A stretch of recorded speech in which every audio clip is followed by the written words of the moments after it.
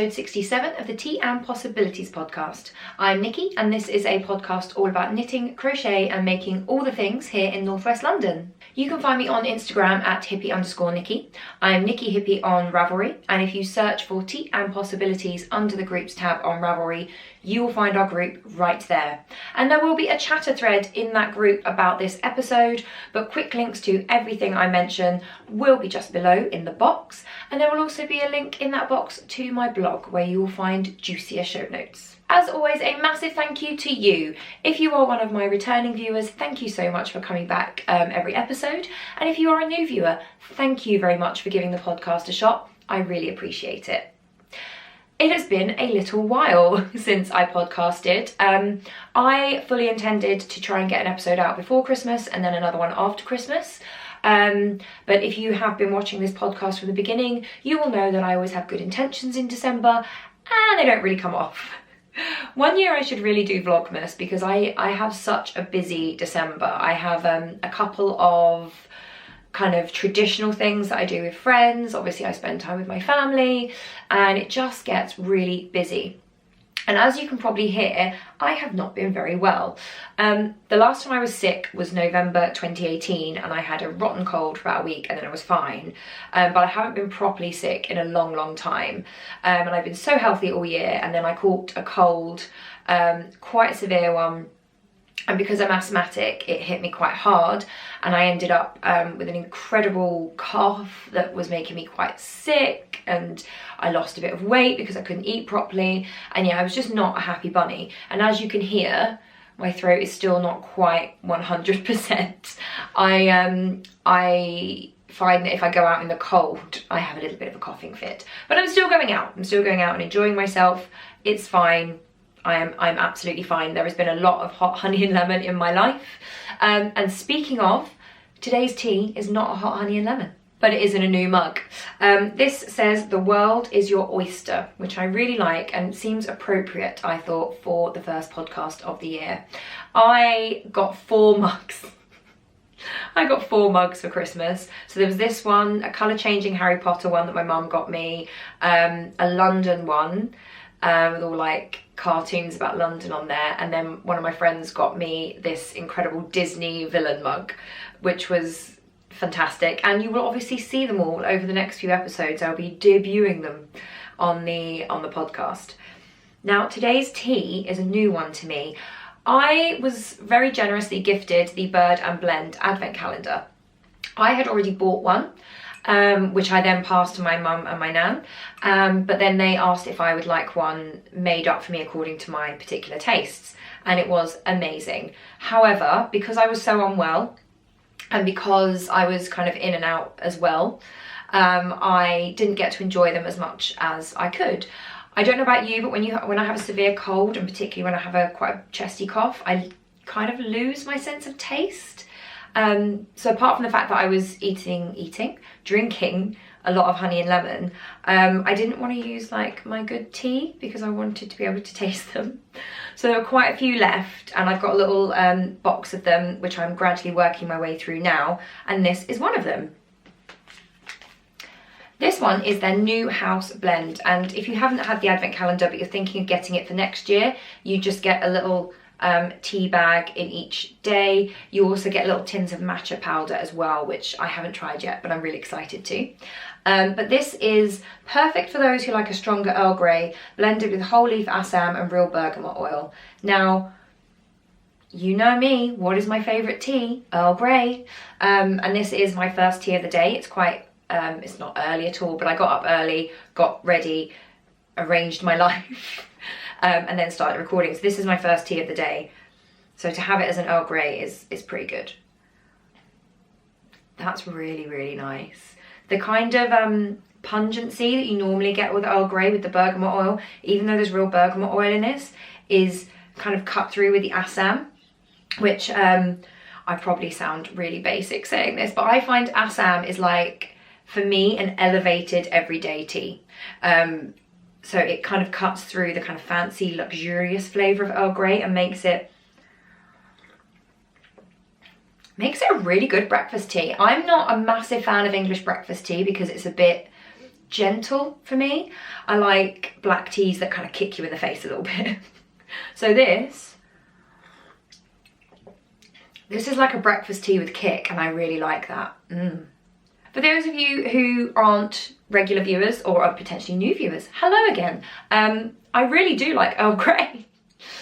My friends and I, in my various friendship groups, we tend to do Secret Santa to save money, because obviously Christmas can get very expensive.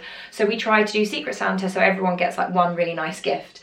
And one of my friends this year got me a Shakespeare t-shirt that said, stop making drama, you're not Shakespeare, because I love Shakespeare. Really hoping to get to the Globe again this year because I didn't manage to get there last year. And she knows I love gin, and she knows I love Earl Grey. And this is Earl Grey gin. I can't wait to try this. I am in solidarity with some friends doing dry January. I don't really drink, so it's not that big a deal. But I'm holding off until February before I can try this. And it's got a little hat on it because she thought I would like that. Well, that's a lot of chatter for the beginning of the episode. Why don't we move on to Whipped Up?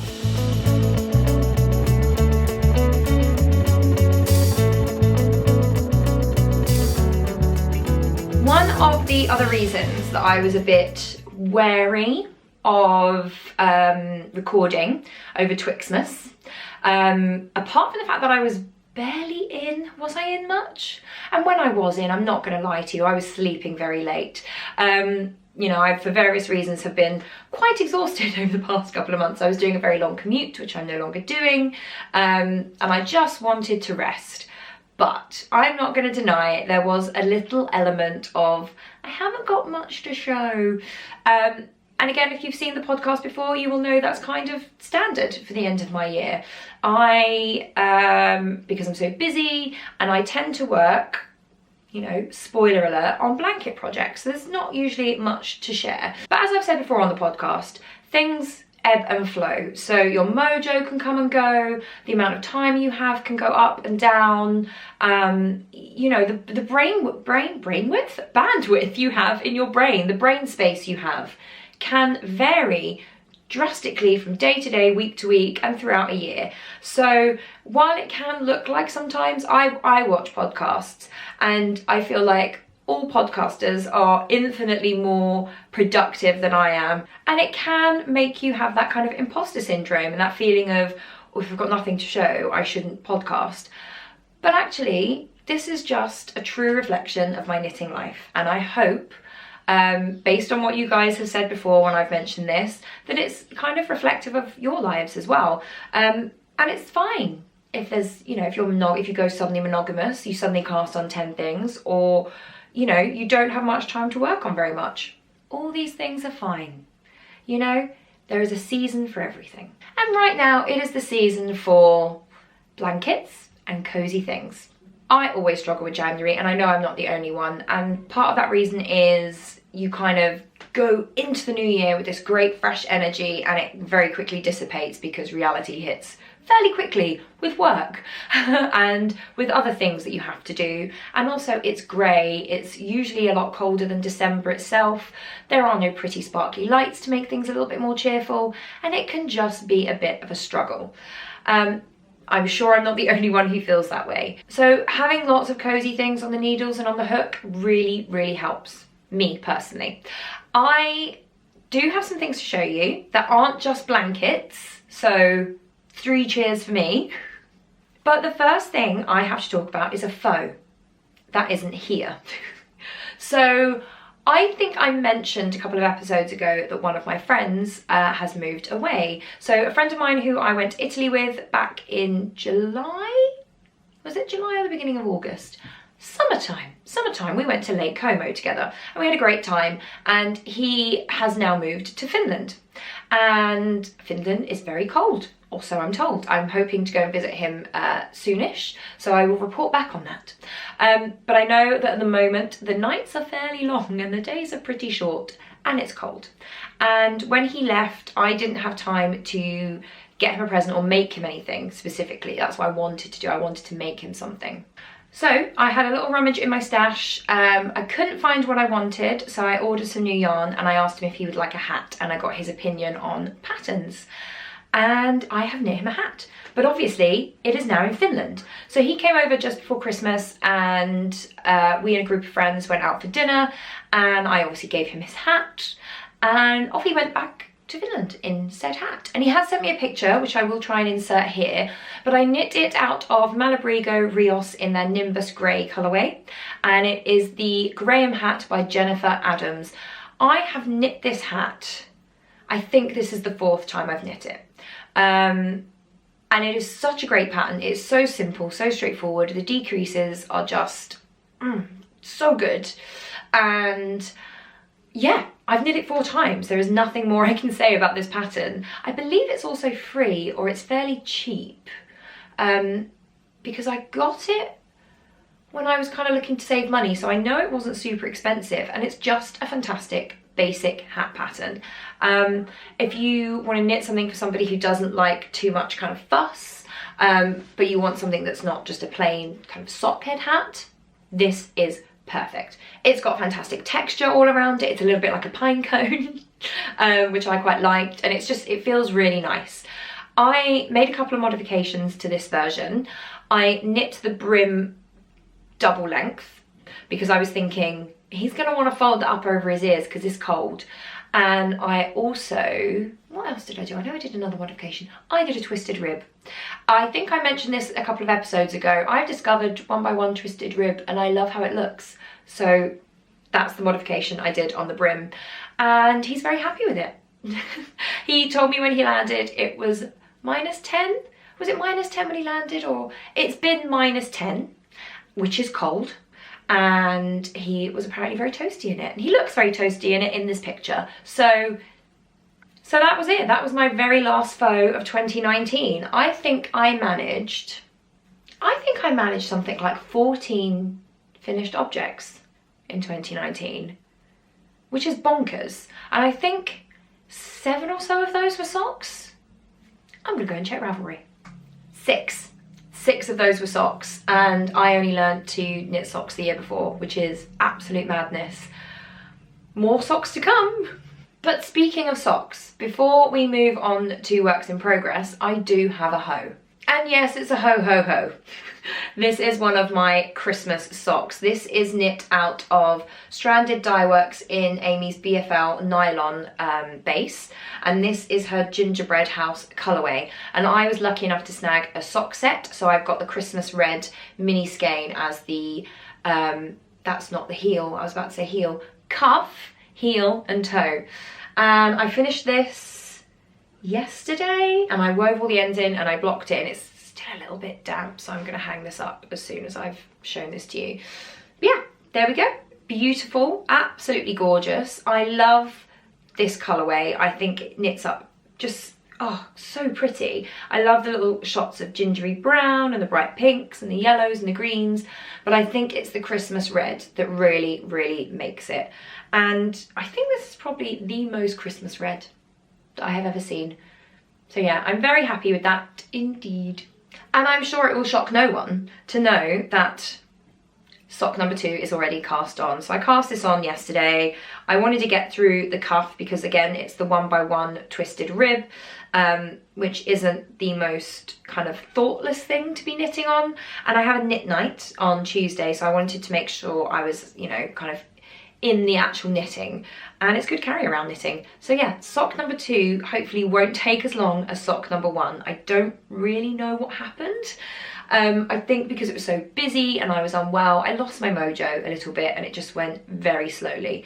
But I think it's that January energy of just wanting to clear things off the needles. So this, I think, is going to be my first faux of 2020. I'm calling it now. Now, it will probably come, again, as no surprise that the other whips I've been working on have been my blankets. I did an advent swap again this year. I did it with Amy of Stranded, Katie of Inside number 23 and Ellie of Skein Deer. So we each gave each other 8 balls of mini amounts of yarn. Mini amounts of yarn. You can tell I haven't done this in a little while because I am just so articulate today. Yes, we each gave each other 8 mini skeins, even though they weren't skeins, they were balls. Which, once you got 3 sets, you had 24. I have put 10 into my blanket. I think I managed 3 days where I kept up with it, and by keeping up I mean I put a square in my Cozy Squares blanket and I put a stripe into my Cozy Stripes blanket. So let's start with the squares. Here we go. There is definitely some ends to weave in, but only like 2 rows, so it's fine. Here we go. I started off the year by putting in, this was a pair of socks I finished, these 3 were a pair of socks I finished, and this one was a spare mini that I had. And then Christmas started here. So this whole row here is all of my advent yarns, and I think they are gorgeous. This blue in particular is just, oh, so good. I love it. But I have an announcement about this. Now this is 15 squares lengthwise and is now 1, 2, 3, 4, 5, 6, 7 squares tall. And it's not going to become a blanket. Every time I work on this, I kind of think, how usable is this going to be as a blanket? It's quite heavy. It's very dense, obviously, because it's a knitted square blanket. And I just wonder how usable it's going to be. And I've thought that for the past couple of years that I've been working on it, but I've been plugging away because I'd already done so much work in it that I couldn't frog it. I cannot frog this. And it popped into my head while I was working on it that if I put one more row on this, so if I just finish this row, which will take up all of my, yeah, I've got 14 advent yarns left, throw in a mini skein, and it'll be one more row. I could make a beautiful art piece out of this. So I'm hoping at some point in the future to move out. So I'm currently living in my family home and I'm hoping to move out. And in my head, I'm picturing having a lovely bed with a painting over the top of the bed. Now I had originally thought I would get a painting for one of my favorite artists. I would save up and get an original. However, I am now thinking that I am going to put this up above my bed, because it is cozy and beautiful and everything a bedroom should be. So I'm thinking that I will finish this, weave in all the ends, and frame it. And frame it. And I think that that would be such a beautiful thing to have. So I'd walk into my bedroom and I would see this thing that I have made that is full of yarns from my friends and also yarns from projects that I have worked on, like, oh, where is it? This blue here, this square, this was the very first garment I made for myself that fit. I made a purple jumper before that that was a travesty, and this one fit. I still have it actually. I should wear it on the podcast when it warms up a little bit because there's no sleeves. So that is what will become of my Cozy Squares blanket. It will become an art piece. I'm very, very excited for it. I think it's going to look beautiful. I'm going to finish it and then kind of do some thinking about what kind of frame I want to put it in. But I'm very, very happy about this. And I'm actually, what I'm particularly buzzing about is the fact that one more row and this will be finished. So while I want to finish my socks, I'm thinking that I might put some concerted effort into this over the next few months to finish up my advent yarns and finish this. Once the ends are woven in, this can be rolled up, ready for when I've got the time, the money, because I want to frame it really beautifully. I don't want to cut any corners. So yes, if you have a Cozy Memories blanket and you're not sure what to do with it, and it's clearly far too big to make a cushion cover, because I did think that at one point, but obviously I'd made it too long. Maybe that is the answer. Maybe that is the answer. Also, I loved Elmer the elephant when I was a kid, and this just reminds me of Elmer the elephant. So.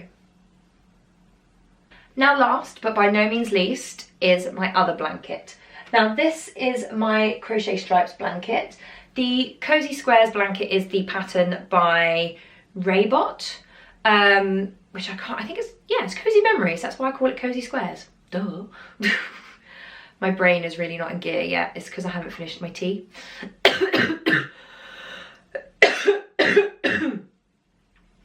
And the Cozy Stripes blanket is based on the Crochet Stripes pattern from Attic 24.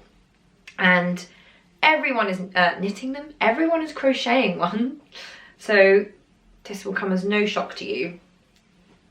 Here you go. This is my, I've got it in half because it's easier to handle. So this is half its width. And as you can see here with my little baked beans progress keeper, this was the start of the advent yarns. So that's how much I've put in. So I put all the leftovers from the squares straight into the blanket. So this is up to date as far as I've done. I love this, and I think this is a much more usable blanket than the Cozy Squares one, for a number of reasons. The first is that it's a little bit lighter. It's still quite heavy because it's large, but it's a lot lighter on the body when you have it kind of over you snuggled up. I think I prefer crochet blankets over knitted blankets. I'm not sure why. I think it's kind of the breathability that you have because of the holes, and I just think it's so beautiful. And I just think it's going to be a lot more versatile as a blanket. So either on my bed, it is wide enough to go on my bed, or over the sofa, and I just think it's just going to get a lot more use as a blanket. I love this project so much. So when I'm finished with this, this will become kind of my blanket for my bed, for my sofa, but I will probably keep making crochet stripes blankets out of my advent yarns and out of my minis, because I have a massive bag of minis that I just need to use up. And I will use them up a hell of a lot more quickly if I make a crochet stripes blanket over a Cozy Squares blanket. I've been collecting those minis for something like 4 years because I started the Squares blanket in 2016. So they're just not getting used up quickly enough in the Squares blanket because it's a lot more time consuming. Whereas I think I'd use them up a lot more quickly into this Crochet Stripes blanket. And I think I will have leftovers from when I finish this. So I think what I will do is I will make one, and then when it's finished, it will find a home. So either I will give it to a friend if they've got, you know, a child, or if they just need, or if they've moved and they need like a little gift, or I will donate it. I have absolutely no qualms about donating something that large or that kind of time consuming, because for me, once I've got my blanket, I won't need another one. And I just love the process of working on them. And if I can, you know, give it to a friend or donate it to a charity for maybe homeless people or for refugees, and someone out there is going to get some joy from it and love from it, then yeah, that seems like a really good trade-off. I've enjoyed making it and someone is going to enjoy using it. So that is my plan. There will always be a Crochet Stripes blanket on my hook. Right, before we move on to knit and natter, which will be fairly short, I wanted to talk a little bit about stash enhancement. I've talked before about having a tiny but mighty stash, but I do buy yarn. Yes, I do. Sometimes I buy yarn like I did for my friend's hat, which pretty much gets wound and cast on immediately. This is how I try to work as much as possible. But sometimes I buy things that get put away, but they have a project in mind. Now, for context, I bought myself 2 new coats this winter. I needed a kind of standard coat that would be rainproof because I live in England, and I wanted kind of a more smart coat. So I got myself a mustardy greeny yellow raincoat that's like knee length, got nice fur inside the hood, lovely and warm, very practical looking, but you know, has already got a lot of wear and has totally like earned its keep. And then I bought myself a kind of, I know nothing about coat styles, but it's not a trench coat, but it's a lavender, it's a little brighter than purple, just say purple wool coat, and it's kind of fitted and it's got the V-neck and the buttons down the front, and it's very smart and I feel very chic in it. And I wore that a few times with my standard scarf. I'm going to show you said scarf. This is the Colour Block Shawl by Crafts from the Cutch, and I knit it in Sheepier's Stonewash XL, and this was back in 2015. Yeah, so it was a little while ago. And I don't think Crafts from the Cutch is designing anymore, but she has some beautiful designs still available. This I would highly, highly recommend. And it was knit out of, you know, quite chunky yarn, and I did it in 4 colours. So I've got mostly the purple, because purple is one of my favourite colours, with the mustard and the denim, and then aquamarine at the end. And I absolutely love this thing. It washes really well. I throw it in the washing machine a couple of times a year, and I've worn this thing to death. So it is going to be 5 years old very shortly. And it's very pilly. I'm wearing it too much at the moment to have time to clean it, but I do intend to clean it before it goes away. So as soon as I have some time, I will clean it. But it's just a bit tired. Now it looks fine. As you can see, it's gorgeous. I will keep wearing this, but it's a bit tired, which I probably know because I know how old it is. It washes up beautifully, as I said, and once it's cleaned, it looks good as new. But I wanted something that was a little bit more chic with my chic coat. So I decided I needed to make a new scarf. I don't really like scarves. The traditional kind of long, that flat, thin, you know, you fold it in half and you pull it through. And no, I really, now that I've discovered the triangular shawl that you put on kind of like a bandana, I love that. It's so warm. It kind of sits right down your chest and keeps everything toasty. And because this is a V-necked coat, I want something that I can tuck down the front. Because I feel like a traditional scarf I'm going to have here and then have this space. Which is not ideal. So I thought I will knit myself a triangular something. I have always loved the Void Shawl by Melanie Berg. I almost took part in Katie of Inside Number 23's Void Along, but I didn't because I had my scarf and I thought, well, why am I making another one? That's just silly. But now that I have a need for it, I do think, yes, maybe it's the Void Shawl.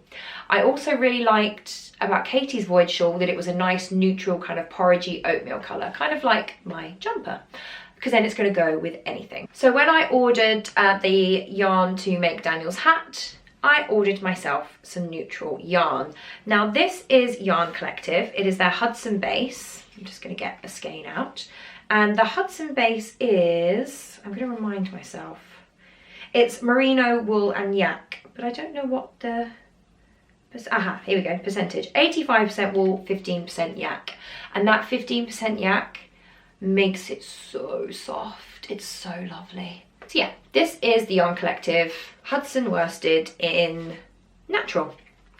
And I think this is just a fantastic colour. There's enough variation in it so it's just not a blocky solid colour, which I'm not a massive fan of. And it will knit up beautifully.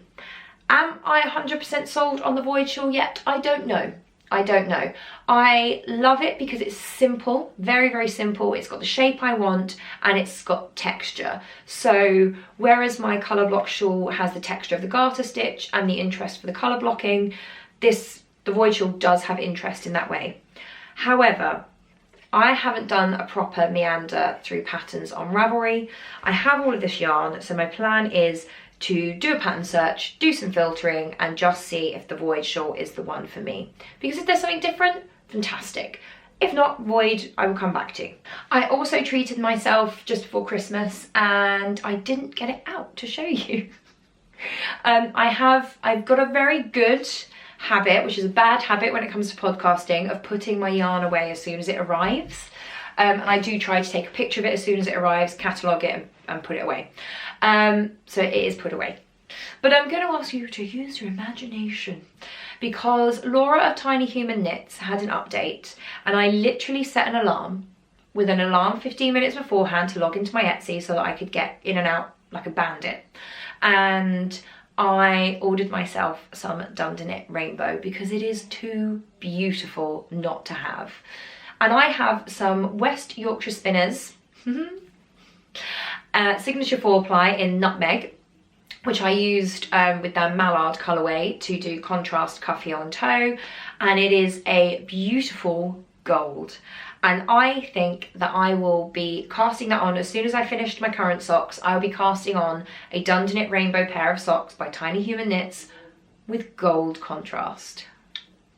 But Laura was also incredibly generous and she included a skein of her colourway Poinsettia, which is her Christmas colourway, and a skein of West Yorkshire Spinners. See how hard I have to concentrate to say that? Signature 4-ply in a grey, I believe it's poppy seed. and that I am delighted with because I was literally planning to buy that to edge my crochet stripes blanket. So that was perfect. And thank you so much, Laura. That was absolutely wonderful of you. I'm already planning what to do with the poinsettia skein. So as I say, I know the Dundee Rainbow is going to have the gold, but the poinsettia I think could also work with the gold, but it's got this really kind of vintagey, traditional shade of red and green that I also kind of want to pick up on. So I might have a dig through my mini skein stash, and then I might have a little look on Etsy. I'm not quite there with festive socks. I think when I finish Gingerbread House and I have my toe up Holly Berry socks to finish, and once those are finished, I'm probably going to take a little break, work on my rainbow socks, and then come back to festive knitting. But yeah, I thought that was just so generous. Thank you, Laura. If you haven't got your hands on Dundee Rainbow, you should, because it's beautiful, absolutely gorgeous. And last but by no means least is a lucky dip from Nora George. I saw this on Instagram and I had to get one because I love Nora George. I think her colourways are beautiful, but I don't really just buy, you know, yarn because it's pretty. I try to have something in mind for it. So I thought, well, let's do this because that's a little Christmas treat. And it came just after Christmas. And I got these two beautiful skeins. This is so interesting. This is squash. And it is merino cotton, so it's 87% superwash merino and 13% cotton. And it is so much smoother than a traditional merino. And the only way I can describe it is that it feels quite cool in my hands. So I think this would make a really beautiful hat. I don't know that it would suit me. Oh no, maybe it will. Maybe it will. But I think I'm going to knit this up into a hat, and it will either be for me or as a gift. So that is gorgeous. And next up is Teresa Green. This is an MCN Aran, so it's 80% superwash merino, 10% cashmere, 10% nylon, and it's this variegated green that is just so pretty. And this will probably also be a hat because I don't have much Aran in my stash at all. And I just think it would make a really lovely chunky hat with some really nice cables. I think a nice cable, that would be fantastic. So yeah. Lucky dip. So yes, I did spoil myself a little bit with yarn over the Christmas period. Normal service will be resumed where I turn into a bit of a yarn Scrooge and just don't buy anything for ages. Coming up, I have that New Year feeling and I want to clear my needles, as I said. So first up, I want to get my gingerbread socks finished because, you know, I'm almost halfway through the second sock, so let's get those done. Next up, I want to sit down and make a really concerted effort to finish my Holly Berry socks because they're just malingering and I want them finished into my Christmas box of socks, ticked off my list in my bullet journal and done. Then I want to finish off my Onion Johnny's hat because I frogged it and I haven't cast it back on again. So I say finish off, I mean actually knit it. So those are the three projects that I'm really going to focus on this month. And then my attention is going to turn to jumpers. Side note, yes, I will always be working on my Cozy Squares blanket purely because I know I've only got one row to go and then it's finished. So that will be chugging away in the background. I have had my Kerrytown pullover on the needles for like 2 years. It's by Annie Lupton. It is beautiful. I'm knitting it out of Willow and Lark Ramble in that Oxblood colourway, and it's gorgeous and I don't want to frog it. So the plan is to work on that. So as soon as I've cleared my needles, I'll be picking that up and working on it. And I've said before when I've talked about this, the only thing that's stopping me working on it is the fact that there are so many charts.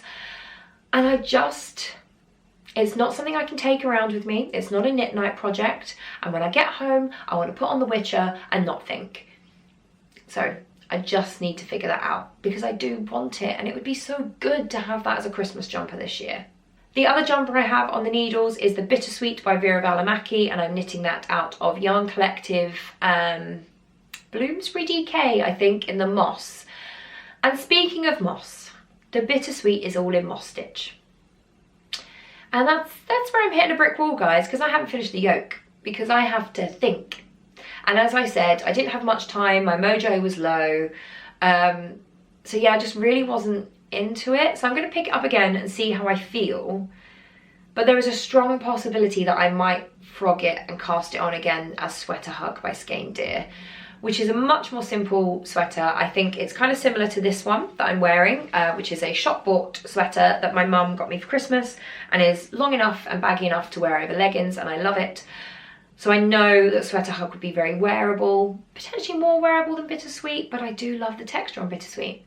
So I need to have some thoughts about that, but it might get frogged. But as you can see, my brain is moving towards clearing out current projects, because if I could by the end of the year have both my blankets finished, if I could have a couple of jumpers finished, more socks, more of a dent made in my Christmas box of socks, I would be so happy. So happy. But now we're talking about plans for the year, why don't we move on to knit and natter?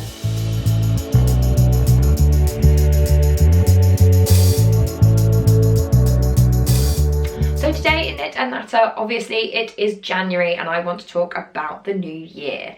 As you will know if you've seen the podcast before, I love a plan. I love a plan and I love a goal and I love a fresh start. I always feel that way kind of around my birthday, around September, because of that new school year feeling, and I love the new year. I don't really care for all the new year, new you stuff because I'm quite happy with myself as I am. However, that doesn't mean that I don't have things I want to do or goals or ambitions. They just don't revolve around, you know, kind of the traditional losing weight and kind of all those things that I seem to have become kind of traditional and I'm just not interested in because they're not concrete enough for me, frankly. So this year's challenges.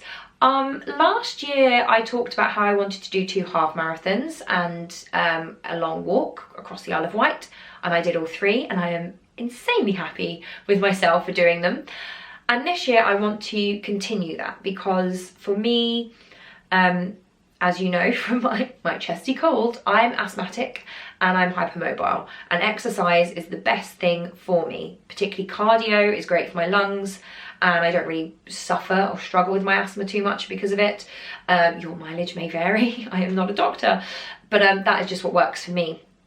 And also exercise really helps with my joints, with my hypermobility. I'm only very slightly hypermobile, it's not severe or anything like that, so exercise does work for me.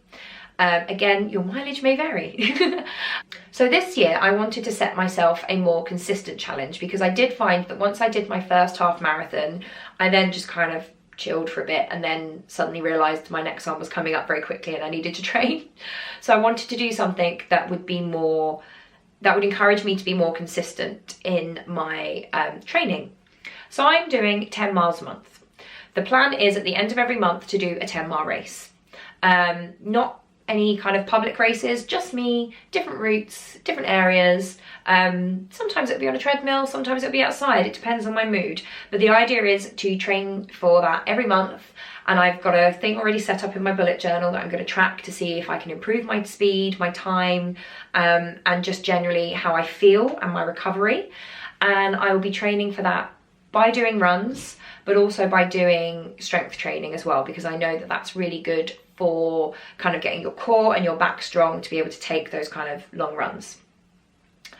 I'm not doing 13 miles because 13 miles is just a bit too much for me. I feel comfortable at 10 miles. When I do a 10-mile run, I can get on with my day and feel pretty good.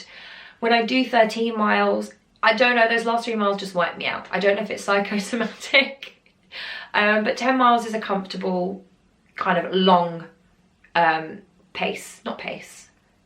But 10 miles is a comfortable distance for me, long distance. So yeah, I'm feeling really good about that.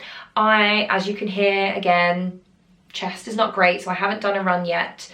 But I did buy myself 2 new pairs of trainers, so I'm going to alternate between the 2 pairs, and I will be hitting the gym pretty much on Monday. So yeah, training commences. So that's my big goal for the year. And I do have some other ones, which are mostly kind of visiting friends who live abroad or further away from London, and also I would like to take a dance class this year because I love Strictly Come Dancing, and every year I think if only I were famous I could go on Strictly Come Dancing. Literally the only reason I'd want to be famous.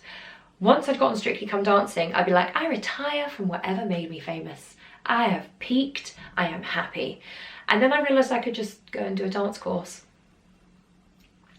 So that's what I'm going to do. I don't know when I'm going to do that. I've found one that I like, I just don't know when I'm going to do it. Because because I am starting a new job in January. So I'll be starting a new job on Monday, and I just think I should probably wait and settle into that for about a month and then take on a dance class. So I will keep you posted about that, obviously. But yeah, I've got some really nice things planned for the year ahead, and they're all about making me happy and challenging myself, and not about changing myself so much.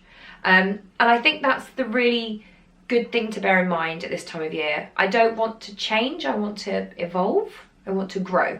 So yeah, I would love to know what your plans are for 2020. Are they knitty based? Are they like exercise challenge based? Are they learning a new thing? I would love to hear about them.